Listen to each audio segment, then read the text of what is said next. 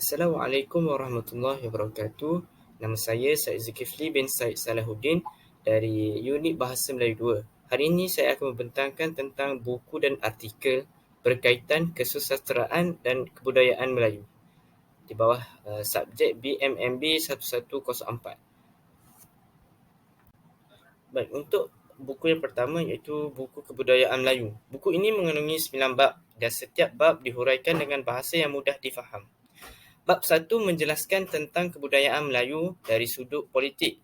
Bab 4 pula lantang kebudayaan Melayu dari sudut sosial. Dan bab 5 mengenal kebudayaan Melayu dari sudut ekonomi. Seterusnya bab 6 pula menerangkan pengaruh luar dalam masyarakat Melayu.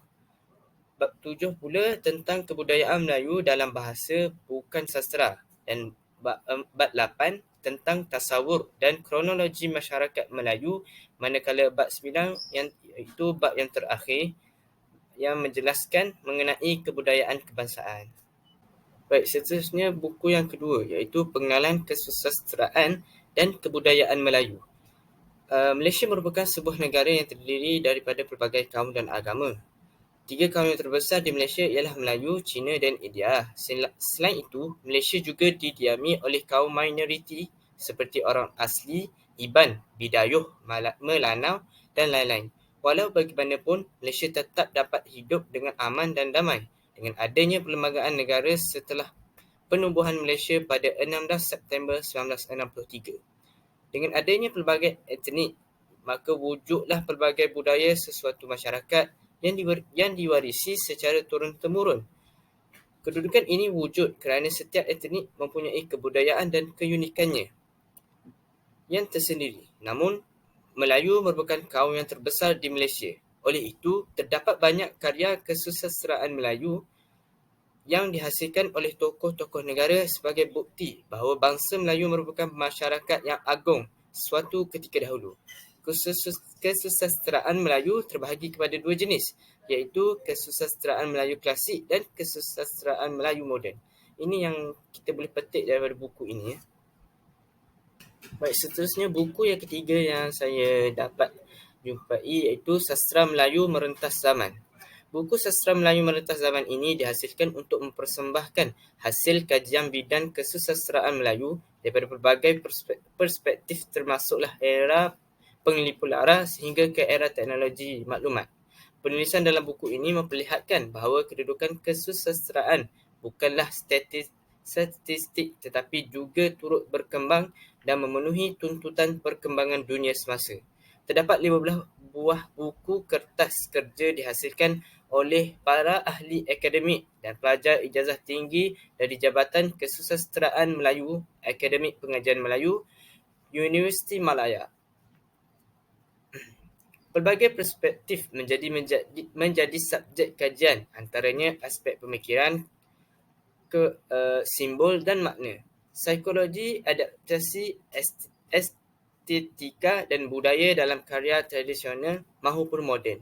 Kesemua ini adalah sumbangan besar dalam dunia kesusasteraan, terutamanya dalam usaha kemasyarakatan kesusasteraan dalam era globalisasi.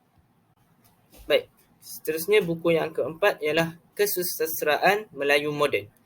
Buku ini mengandungi 22 buah esei yang ditulis oleh para sarjana berwibawa yang menganalisis karya dan tokoh dalam 5 genre penting kesusasteraan, iaitu puisi, cerpen, novel, drama dan esei kritikan. Ia merupakan kesinambungan perbincangan sejarah perkembangan kesusasteraan dari tahun 1940 hingga 1969 yang diterbitkan pada tahun 2008 dan 1970.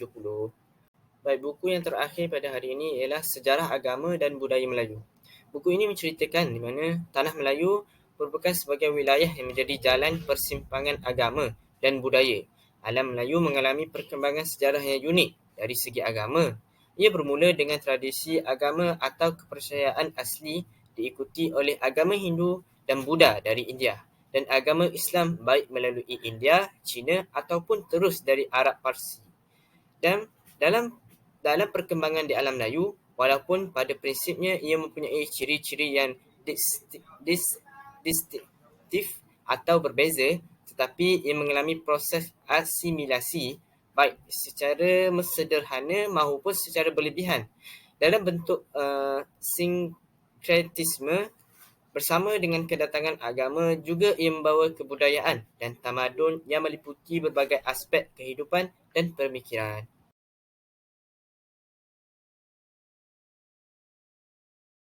Baik, kita beralih pula kepada artikel yang yang boleh saya ceritakan, ialah artikel pertama, iaitu kesusasteraan Melayu dalam era generasi Z, suatu wacana. Baik, artikel ini menerangkan tentang perkembangan kesusasteraan dalam kalangan generasi Z, iaitu kalangan muda sekarang. Baik, artikel yang seterusnya ialah kesusasteraan Melayu tradisional sebagai wadah komunikasi masa. Makalah ini membincangkan kedudukan dan peranan kesusasteraan Melayu tradisional dalam konteks komunikasi masa. Selain itu, makalah ini juga bertujuan melihat bagaimana karya kesusasteraan Melayu tradisional menjadi medium penyampaian ilmu, pengajaran dan hiburan yang efektif kepada khalayak ramai. Kajian ini menggunakan pendekatan konseptual, iaitu cuba menganalisis bagaimana karya-karya kesusasteraan Melayu tradisional berperanan sebagai alat komunikasi yang berkesan untuk menyampaikan sesuatu maklumat atau mesej kepada khalayak ramai.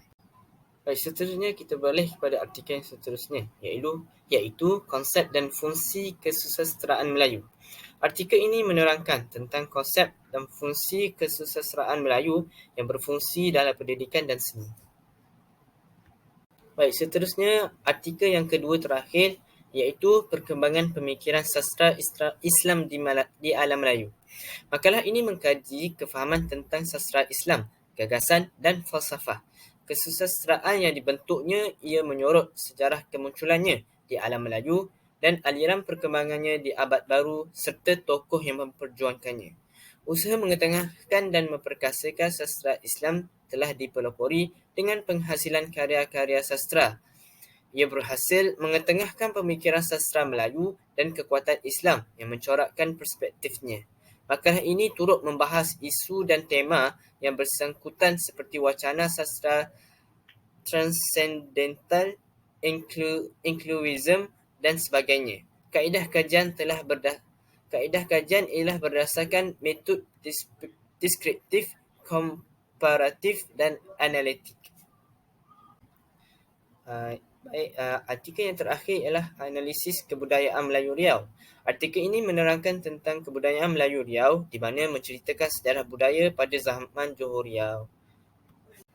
Itu sahaja dari saya untuk pembentangan kali ini. Sekian, wabillahi taufiq wa hidayah. Wassalamualaikum warahmatullahi wabarakatuh. Jika anda suka video ini, subscribe dan like untuk saya post next video.